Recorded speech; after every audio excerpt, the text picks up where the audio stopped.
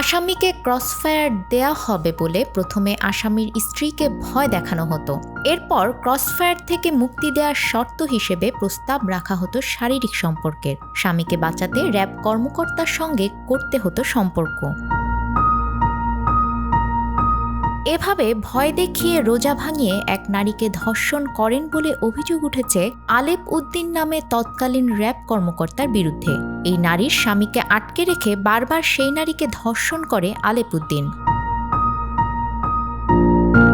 অভিযোগ ওঠার পর থেকে এ নিয়ে সামাজিক যোগাযোগ মাধ্যমে তোলপাড় চলছে। সোমবার প্রধান উপদেষ্টার প্রেস সচিব শফিকুল আলম এ সম্পর্কিত আল জাজিরার সাংবাদিক মওদুদ সুজনের একটি পোস্ট শেয়ার করেছেন। সেই পোস্টে মওদুদ সুজন লিখেছেন, গুম হওয়া স্বামী বলছেন পবিত্র শবে কদরের দিন রোজা ভাঙিয়ে ধর্ষণ করা হয় স্ত্রীকে। এর আগেও প্রায় 3 বার ধর্ষণ করা হয়েছে স্বামীকে ক্রসফায়ারের ভয় দেখিয়ে।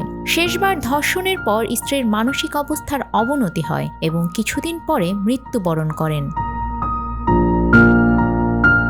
সেই পোস্টে ধর্ষকের নাম জানিয়ে লেখা হয়, ধর্ষক র্যাবের একজন ঊর্ধ্বতন কর্মকর্তা, নাম আলেপ। স্বামী সবকিছু হারিয়ে যখন আলেপকে বারবার ফোন দিতে থাকে, আলেপ রিপ্লাইয়ে জানান, বন্দি মেয়ে বা বন্দি পুরুষদের স্ত্রীদের সাথে এমন আচরণ এখানে অলিখিতভাবে স্বীকৃত।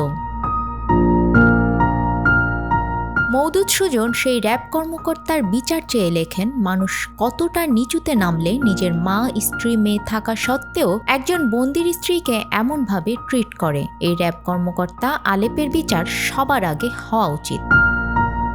নিউজ ডেস্ক, আমাদের সময়।